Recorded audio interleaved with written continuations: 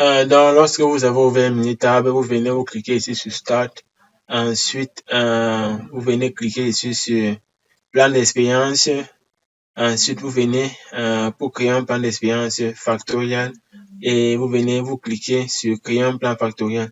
Donc, une fenêtre s'ouvre. La fenêtre ici, c'est quoi? La fenêtre ici, ça représente les différents types de plans factoriels qui sont pris en compte par le essai Minitab. Donc, je vais commencer par expliquer par le bas. Donc là, vous avez ici où mon curseur est pointé, vous avez le plan factoriel complet général. Donc, c'est un plan factoriel qui vous permet d'analyser 2 à 15 facteurs simultanément et ça va également étudier toutes les interactions entre les différents types de facteurs, entre les différents types de facteurs.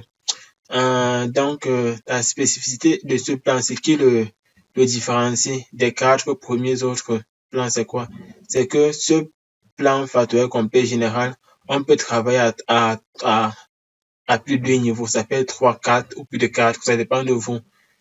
Je ne sais pas si c'est que vous avez remarqué, mais ces 4 premiers types de plans factoriels, on ne peut pas travailler à plus de 2 niveaux. Donc, la limite, c'est 2 niveaux.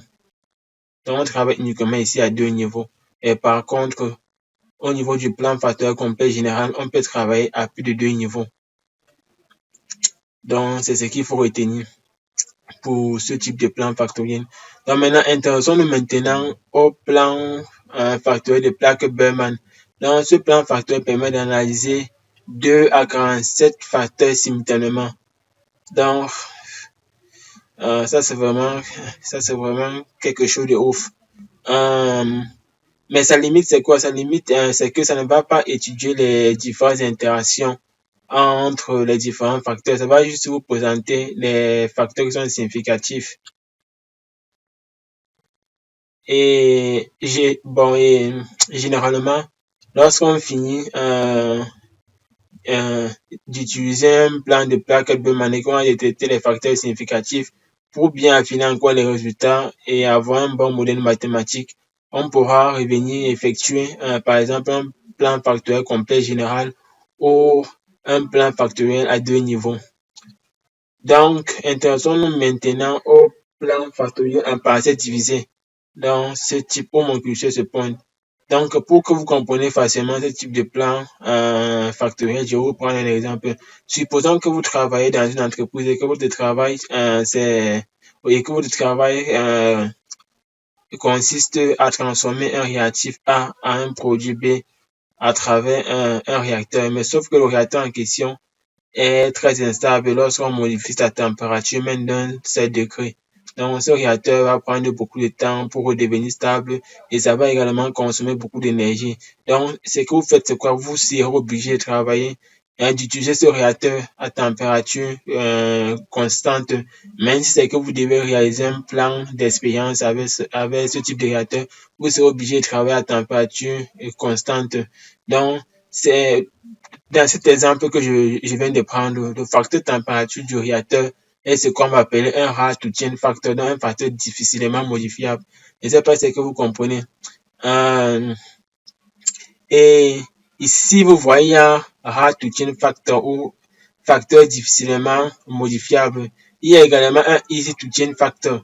Donc, les facteurs sont faciles à modifier, toujours dans ce même type de plan factoriel. C'est que je continue avec l'exemple que je viens de prendre. Pour notre exemple, là, un easy to change factor peut être, par exemple, la concentration du réactif A qui entre dans le réacteur. Puisqu'on peut facilement modifier cette concentration, c'est pas difficile pour nous. Mais c'est la température du réacteur qui cause un vrai problème. Maintenant, donc, intéressons-nous maintenant aux deux premiers facteurs, aux deux premiers types de plans factoriels. Donc, le plan factoriel à 2 niveaux, défaut et spécifié. Donc, ces 2 plans factoriels permettent de créer ce qu'on appelle des plans factoriels complets à 2 niveaux ou les plans factoriels fractionnaires. Donc, pour que vous compreniez facilement ceci, je vais prendre un exemple très simple pour vous expliquer la différence entre plan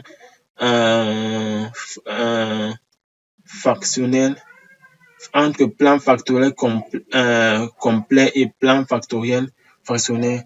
Par exemple, on suppose que on veut étudier euh, l'influence de 5 facteurs, facteur A, facteur B, facteur C, facteur D, facteur E, sur une réponse quelconque.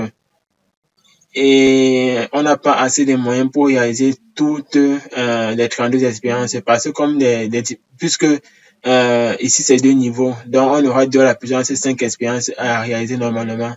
Donc on n'a pas assez de moyens pour réaliser 32 expériences, on va plutôt réaliser 16 expériences. Donc on va réaliser 2 à la puissance 5 moins 1, ça fait 16 expériences. Donc le fait de réduire les expériences de 32 à 16, c'est ça qu'on appelle les plans factoriels fractionnels.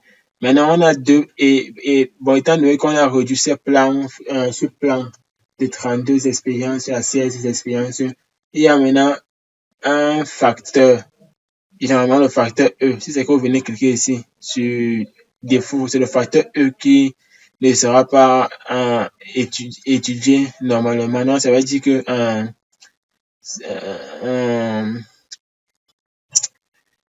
son influence ou son impact sur la réponse va être confondu à d'autres interactions, peut-être comme l'interaction A, B, C, D. Si c'est qu'on vient par exemple cliquer ici pour ce premier type de plan, on va générer ça par défaut.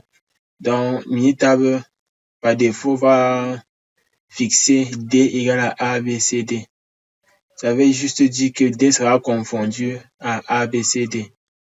Par exemple, bon, maintenant, c'est qu'on ne veut pas que Minitab doit générer ça par défaut et que nous, on veut peut-être fixer D égale peut-être à ABC ou peut-être que B égale peut-être à, je ne sais pas quoi, à BC, A, bon, ça dépend.